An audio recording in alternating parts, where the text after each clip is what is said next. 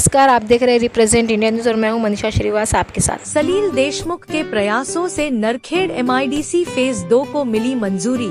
साथ ही जिला परिषद सदस्य सलील देशमुख ने नरखेड़ MIDC के मुद्दे पर पत्रकारों के साथ की चर्चा। तो आइए देखिए रिप्रेजेंट इंडिया न्यूज की यह रिपोर्ट।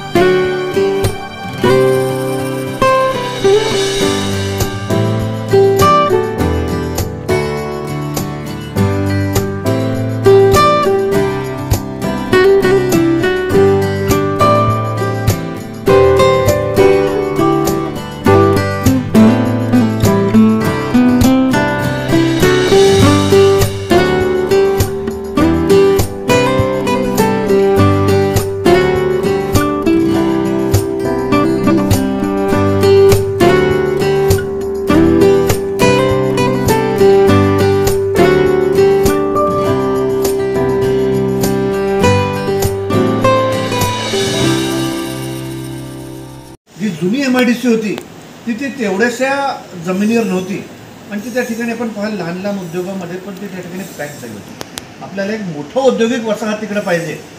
मोठं औद्योगिक वसाहत नंतर तिकडे आपल्याला असणाऱ्या ॲग्रोबेस्ड कंपनी किंवा दुसऱ्या कंपन्या पाहिजे, जेणेकरून रोजगार असेल, स्वयंरोजगार असेल, इतर लहान व्यवसायाला पण तिकडे मोठ्या प्रमाणात चालना भेटेल। अशा पद्धतीचं आपल्याला आनंदाची गोष्ट आहे की त्या ठिकाणी आपल्या सगळ्यांच्या मदतीने पाठपुरावा करून या ठिकाणी आपल्याला हे आपली MIDCची जमीन तिकडे मंजूर झाली। सर, किती वर्षांची मेहनत होती आणि काय काय करावं लागलं? 4.5 वर्षाची त्या ठिकाणी मेहनत आपली आहेच आहे।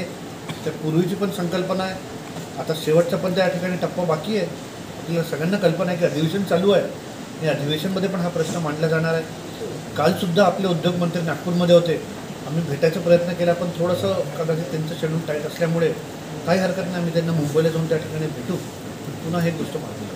सर, मध्यकाळी अनिल देशमुख देखील तुरुंगात होते, कुठल्या अडचणी आल्या काय?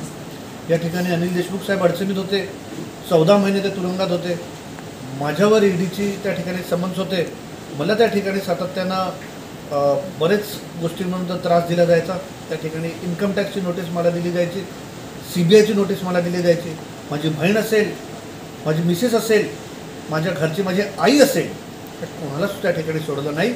माझी लहान मुलगी 6 वर्षाची, त्याचा हात धरून त्या CBI EDच्या ऑफिसरने येऊन त्याच्या ठिकाणी चौकशी करून त्या ठिकाणी त्यांच्यासोबत चुकीच्या पद्धतीने बोलणी केली होती। हे सगळं असताना 100हून जास्त धाडी माझ्यावर, माझ्या परिवारावर, इष्टमित्रांवर होत असतानासुद्धा आम्ही कुठं खचलो नाही। आम्ही आपल्या सगळ्यांच्या शक्तीने त्या ठिकाणी पाठपुरावा केला। सातत्याने अधिकारी असतील, MIDCचे CEO असतील, उद्योग विभागाचे सचिव असतील, त्यावेळेसचे मंत्री देसाई साहेब असतील, यावेळेसचे मंत्री सामंत साहेब असतील, खालचे डेप्टी CEO, ॲडिशनल CEO, सगळ्यांकडं, नागपूरचे RO, त्या सगळ्यांकडनं टप्प्याटप्प्यानं मेहनत करून त्या ठिकाणी पाठपुरावा करून हे आपण त्या ठिकाणी मंजूर करून गेले। या गोष्टीचा आपल्याला देशमुख साहेब प्रचंड मेहनत केली आहे आपण यासाठी, पण सत्ताधारी तुम्हाला याचे शिवाय लाटू देतील का?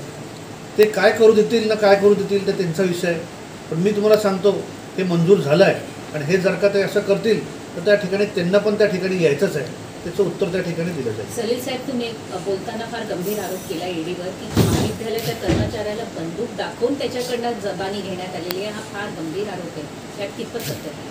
पूर्ण सत्यता आहे, पण त्या ठिकाणी आपण जर का मला पुरावा मागाल तर दुर्दैवाने ते कधी येणार आहे आणि ते मी देऊ शकत नाही। त्या माणसाला सुद्धा मी पाहिजे तर आपल्या पुढे करू, त्याची संमती असेल तर मी त्याला तुमच्या पुढे आणू शकेन। त्याच्यामध्ये काही लपवायची गोष्ट नाही। धाकदपटशाही करून EDने त्यांच्याकडनं धाकदपटशाही केली, माझ्यावर अनेक वेळा त्यांनी त्या ठिकाणी हे केलं। मला तर अजूनही आठवतं, पहिल्या धाडीमध्ये जेव्हा ते माझ्या घरी आले होते, सकाळी 6 वाजता ते लोक आले होते, मी घरी गेलो। घरी गेल्याच्या नंतर त्यांची पूर्ण फॉर्मॅलिटी झाली, तेव्हा कोरोनाची दुसरी लाट होती। कोरोनाची दुसरी लाट होते आणि क्वारंटाईन सेंटर किंवा आयसोलेशन सेंटर आपल्याला कल्पना आहे, हे जागोजागी त्या ठिकाणी लोक करत होते। हे करत असताना मी त्यांना म्हटलं, तुमचं झालं असेल कारवाई? तर म्हणे हो, आमची कारवाई झाली। मी म्हटलं आता आम्ही आमच्या मतदारसंघामध्ये काटोलला त्या ठिकाणी क्वारंटाईन सेंटर जे बनलं आहे तिकडे भेटीसाठी चाललो, तर त्या ठिकाणी परत त्यांनी म्हणे नाही अभी मत जाओ, तुम्ही कोणाचं आम्हाला सांगणार आहे, हम जाएंगे। आम्हाला लोकांनी निवडून दिलं आहे, लोकांचा विश्वास आमच्यावर आहे, आम्ही लोकांची सेवा करणार। आज लोकांचं आरोग्य धोक्यात होतं, त्यावेळेस सुद्धा आम्ही हे सुद्धा फेस केलं आणि लोकांची सेवा पण त्याच पद्धतीने केली। तर तुमच्या या यशानंतर नरखेडचा उद्योग मोठ्या प्रमाणात येतील. मात्र तुम्ही म्हटलं विजेचा दर जास्त आहे, टिकतील काही उद्योग? नाही, निश्चित रूपाने याच्यामध्ये सबसिडी दिली जाईल, याच्यासाठी आम्ही प्रयत्न करू. याच्यामध्ये दळणवळण चांगल्या पद्धतीनं, रस्ते असतील, वीज असेल, पाणीपुरवठा असेल किंवा असलेला कुशल मनुष्यबळ, हे सुद्धा आम्ही त्या ठिकाणी प्रोव्हाइड करू. नुसतं जमीन देऊन काय आम्ही त्या ठिकाणी जाणार नाही, पण या सगळ्या सोयीसुविधासुद्धा आपण त्या ठिकाणी देऊन एखादा उद्योजक येईल, तो सुद्धा मोठा झाला पाहिजे. तो मोठा झाला पण त्याचासुद्धा विस्तार झाला पाहिजे, 2 पैसे चांगले त्याला भेटले पाहिजे आणि त्याने अजून लोकांना त्या ठिकाणी चांगलं तिकडं किंमत देऊन त्या ठिकाणी त्यांना चांगला पगार दिला पाहिजे आणि चांगले दुसरे पण उद्योग तिकडं पनपले पाहिजे, हा आमचा प्रयत्न आहे.